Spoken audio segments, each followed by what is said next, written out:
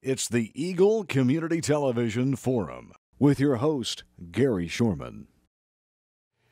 Hi out there, that's Gary Shorman, Eagle Communications, and this is The Forum. Good to have you watching along. Our forum is brought to you by Hayes Med.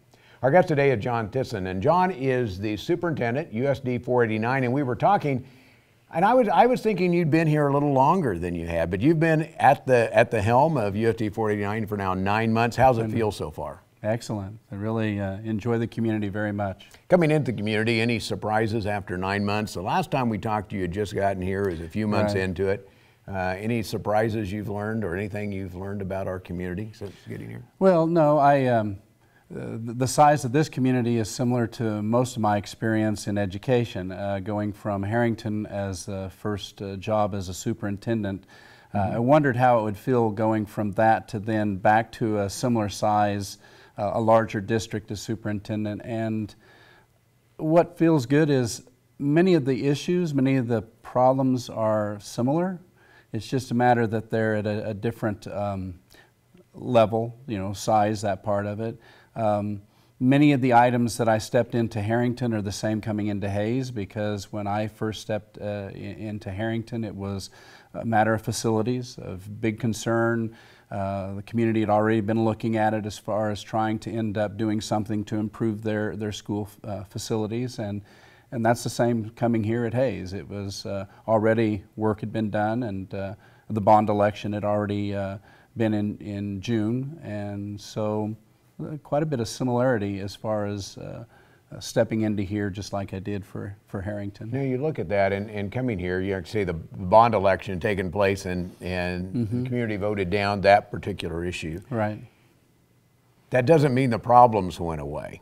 Right. And so you're now trying to figure out, okay, how do we solve those problems that are still out there? Are you looking at another bond issue? You're looking at another way to go about this? Well, since I came, it's been a process of working with the Board of Education, doing surveys, trying to find out what was the main concern that it didn't pass in June. What are the things that was most of a concern by teachers, parents, public, and then going back at it, trying to identify, in this case, went with a different architect. This time they're involved in, it's DLR is the architectural firm. They have, I think it's just fair to say they have more experience and more success in the pre-bond part of working with the public, with the schools, and we feel very good about that part. Another piece that the board pulled in was they found out last year there was a great desire to have a construction manager at risk, and instead of waiting until after a bond election passes, they really did that at the front end, so that the construction manager at risk is working in tandem with the architect in the pre-bond process. Well, that makes a lot of sense, because now you have everybody kind of swimming in the same pool, right, and now looking for a way to make that happen. When you come into a community like Hayes, and you're going, okay, the first bond issue didn't pass, and several haven't, but the past one didn't. What do you see as the real challenges to the infrastructure here? And I know you're going to have a group together to work on some things, but what are the major challenges out there?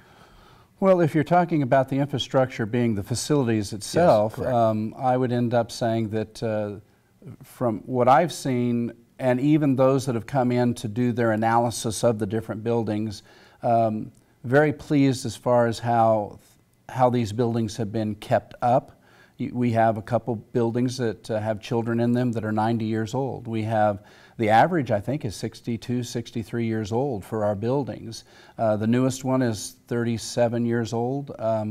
So that part is not so bad. The issue is more a matter of all the number of issues that need to be done. The project last summer was to put a new HVAC system into the middle school. Very successful. It worked out very well. But the others, the next newest is 37 years old, and we have others that are 60. The others, many of them are original. So we're not just talking about, most of our work orders that we have throughout the district have to do with our heating and air. Well, when you do that, that can be expensive along the line, and I know you're looking at bringing a group together. Tell us about the group you're looking at and what they're planning to do to kind of look for the problems and the areas for doing this. Well, the plan that that DLR has used in many of the different, well, maybe all the different districts that they work with now, is a plan in which they have, they came out the first time for 3 days and they did interviews with all of the staff, even one-on-one interviews, small group interviews. They've interviewed students at the middle school, students at the high school. That was in large group, up to 50, 60 students, and did kind of a session with them of trying to gather information. They have met with individuals in the public, city officials, county officials, individuals throughout the community trying to gather information as well, trying to use that information. The meetings that happen, and we've had 5 now, but the 5 different sessions, when they come out, it's either 3 days or 2 days that they're here. There's an executive meeting, which is really the a couple board members and the central office staff. There's then a planning meeting in the afternoon. That's with the building representation, which is mostly principals, but it could be some other individuals. And then the last one is at 5:30. It's a little bit longer, an hour and a half, and that's the public. It's a bigger group. We have had anywhere from 15 to I think 28 individuals in those meetings. And the purpose is to gather information from each one of these groups on different subjects that they come up with, of trying to analyze the needs within the district, look at numbers for enrollment using the demographic information that we've done, pulling that all together and using them as really the think tank as far as what the needs really exist. The main one is the vision team. It's the one that is the community members. There's a few teachers that's on it, but of the 25 that's been meeting on somewhat a regular basis, they're mostly community individuals who come in and have their ideas, and it's mixed. I mean, it can be pretty dynamic with some of the conversations and ideas that come out of it. I know you'll always have people in the community that comment back on these things. Can they get involved in front of this and get their suggestions to you or to that certainly. committee and participate? How do they go about doing that? Well, we have that on our website. You know, each one of those sessions, all the information is there on that front page. They can link to it to find out what is being talked about. Pretty much, and it's pretty detailed as far as giving an information what's there. They're welcome to come. I mean, that's been thrown out there as far. We've had individuals that we really wanted them to be part of that from the beginning. It helps if you have individuals that know from the beginning and step by step as you work through it. But we've had an individual that showed up 2 meetings back, so he ended up missing a couple at the front end, but he's coming now. And that works. It's just a matter, there's quite a commitment when you have someone who says, well, I can be there and plan on 8 different meetings for an hour and a half. And I think that's probably, you know, for quite a commitment for a lot of people to be able to do that. But we feel very good with the numbers that we have. And at this particular point in April, our meetings then are going to be pretty interesting, because they're going to be taking all that other information and try to then develop that into, well, what are some viable ideas for projects? Are you leading these meetings? No, Who leads these meetings? No, it ends up being employees from DLR. It is the architectural firm that ends up, I say they facilitate it. You know, they end up being the ones that have the questions and lead the information. But they're small groups that end up, they talk, they try to gather information. Every time that they put up ideas, they end up trying to pull it from the individual groups and put that down so that they're using that at the next meeting as well. So what I've enjoyed very much is this group has not come in and at one point identified what they think is needed here. And that makes, and I've heard the board members say that and other individuals, and I think that's been a very pleasing trait of them not really stepping in and saying, we think you end up needing. It's more a matter of saying, what do you, after we, you know, funnel all this information to you, which is needed to really analyze that, what do you think this community needs? That's interesting, because, you know, when you run a business, you start looking out 5 and 10 years. How many years are you looking out when they're having these conversations? Is it a 10-year? Because you mentioned our newest building is 37 years old. So anything we do today, you're going to be needing to use 50 years from now, you would hope.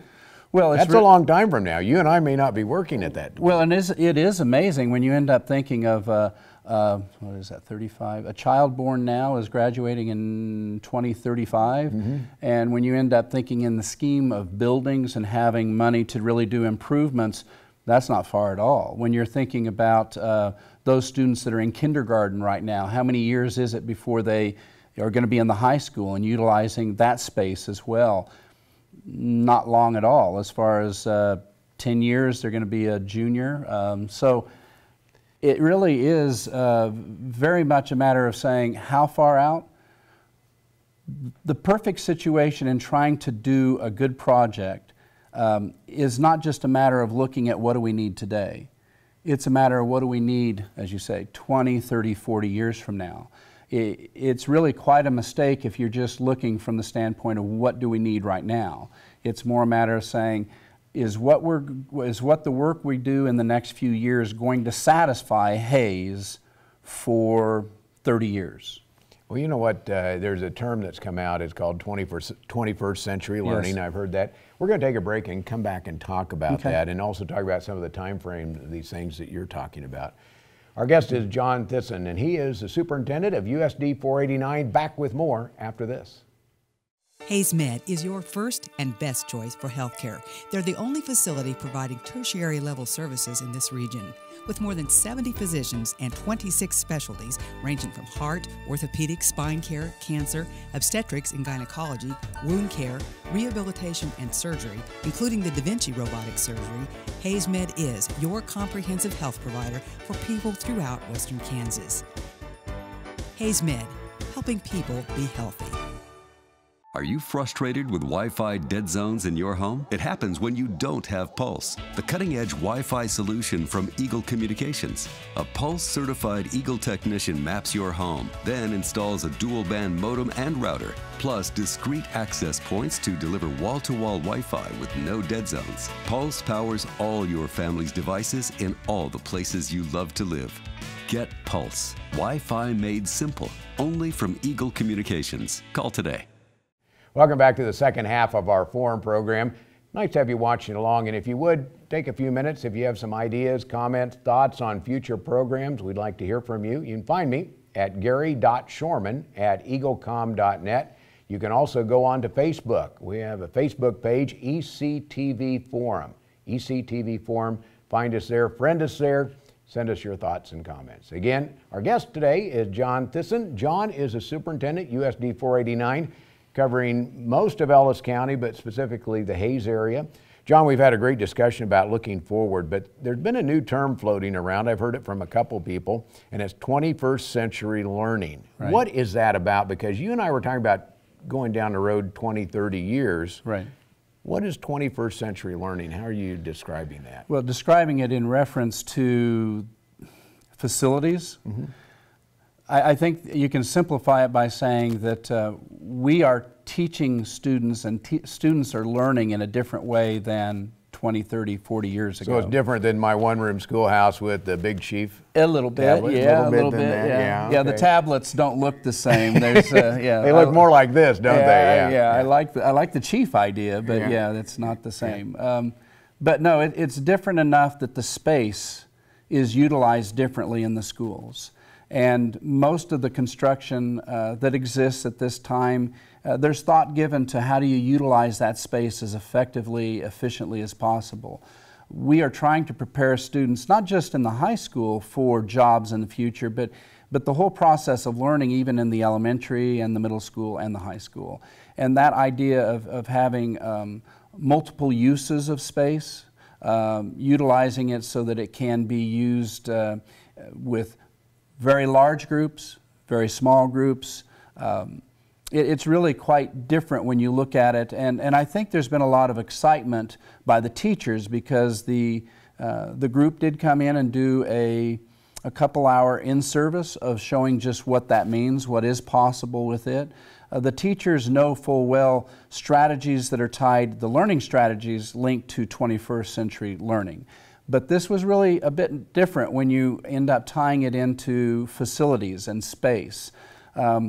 We always have our dreams. You know, you have teachers that don't know what they don't have, because so many of the older buildings, wherever you go, end up being a classroom pretty much set. You have the desks all in a row. It's a one-room schoolhouse multiplied down a hallway. It is. It's exactly the same.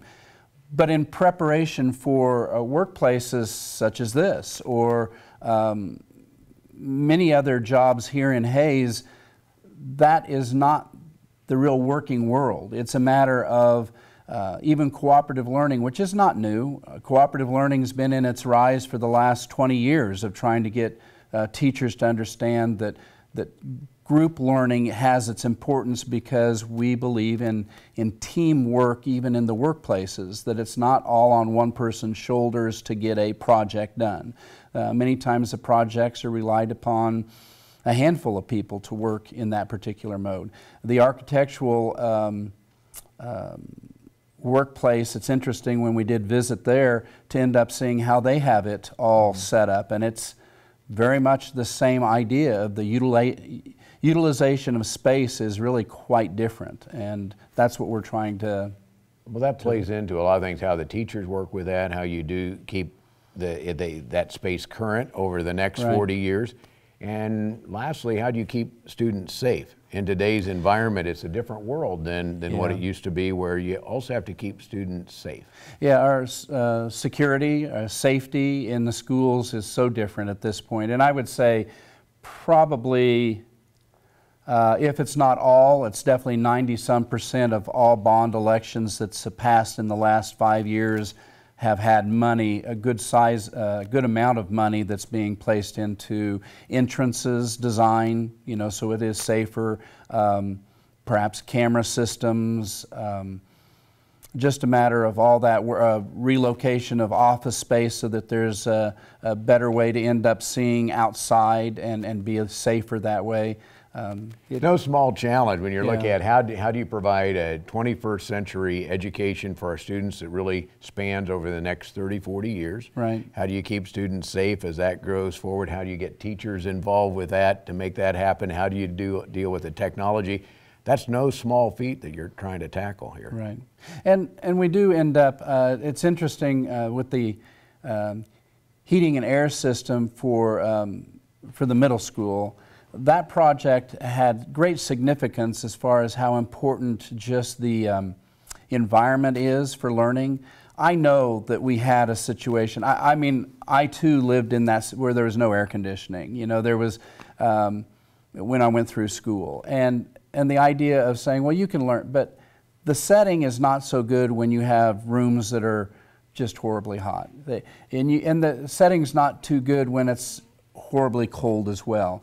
And although we say we have those systems, we have old systems that, if you think about it 20 years ago, 30 years ago, we don't give much mind to it. It's as good as it gets. But our heating and air systems are so much better in today's world that you can make those rooms very comfortable. They don't have to be in that mode where one hallway is too hot and another hallway is too cold, and that's the same day. I'm saying it's the variations between rooms exist right now. Even though we say we have heating and air, and if anybody's been in them, they'd have to say it's been that way since they were put in. The variation of, you'd like to have the consistency and control of every room so that there is a comfort level that exists so better learning can exist too. So as you build that forward, there's a lot of input to go into this. What is your time frame for moving something like this forward, John? You know, that's the other thing that's very pleasant with this process is there really hasn't been a statement of saying this is the date. They've said that in conversation the earliest date would be November, but it could very well be January, it could be April. And the reason why they say that is because the work they're doing, if the group, if that vision group does not come up with ideas that really appear to be accepted by the public as being a really good idea by May, they'll keep working on it through summer and into the next year, which of course then November is out and we're looking at a later date. It is really nice to be working from this, that it's not a pressure thing of a time that we have to have it done by. It's the right thing. It's the right thing. Do the right thing, right. not the fast thing. It's the right project. That's right. They really are pushing the issue of Hays needs to have the right project. And what is that? I don't know. We haven't, we don't know at this point. We do know that there are different needs that exist. It's just a matter of, and one of the items that last was brought up at the meeting, well, last week, the meeting was a matter of questioning the financial strategy that exists as well. Mm-hmm. And when we say strategy, what kind of plans can exist that can create the least amount of mill levy increase? I mean, we don't want taxes to be a burden to this area. And the question comes up as much as anything of saying to the public, what would the public be willing to put into this? Would they be willing to put $10 more a month into their tax to do that? 15, 20, 30, where is that dollar amount that the majority of the people would feel comfortable saying, I can do that. That's okay, let's have good schools, let's have 21st century education here, and this is what the investment's going to be. And usually, and I like that idea, because if you work from that and you say already, well, the majority of people say that they're willing to put this up, they can do this. Well, then you can calculate backwards how much money that is and then figure what the project could be or entail at that point. It's pretty bad when you end up creating a project and then go the other way and say, well, you wanted this project, this is how much money you've got to end up putting forward for it. I like this other direction better of saying, okay, this is the amount. We'll work that direction and say, let's see what we can do with that amount of money. John, sounds like a thoughtful way to go. If somebody wants some input, you mentioned your website. You can go to the website. Certainly. I assume they can also come down to the office or give someone a call at the office to say, hey, I would like some input on this. Right. And we have had some meetings with public. Sometimes it's not just a matter of the parents. I've gone to the schools and met with parents at lunchtime and talked to them, those that want to come in and talk. And we've had a couple other meetings that are for community individuals who don't necessarily have parents or aren't parents. They don't have children in school right now, but still want to end up talking. Those have been really good, very enjoyable meetings to talk on as well. If there is anybody that's interested in that, they just need to contact the Rockwell and give their name, and we're still trying to create. It's just a short luncheon, 12 to 1 o'clock. We end up having maybe sandwiches or something, but in that whole process, talk about where we're at this point, what's going on. John, thank you for being here today and sharing at least the future of what you're looking at doing, and we'll follow up a little bit later on as things get closer, because obviously it takes a lot of thought to go into this type of project, but also when you're building for a community and where the education is going to be 20, 30, 40 years down the road, you want to put a lot of thought into it. Very good. John Thissen has been our guest. He's Superintendent, USD 489. Glad to have you watching along. Our program is brought to you by Hays Med and by Eagle Communications, our community connected. It's a beautiful day in our super high-speed internet great customer service neighborhood. Like you, this is where we live. In fact, our company is employee-owned, so it's our goal to improve the quality of life for everyone in our community by delivering faster, more reliable internet, clearer, more feature-laden phone service, quality TV channels, all with the level of customer service you'd expect from people who are your neighbors. Eagle Communications, our community connected.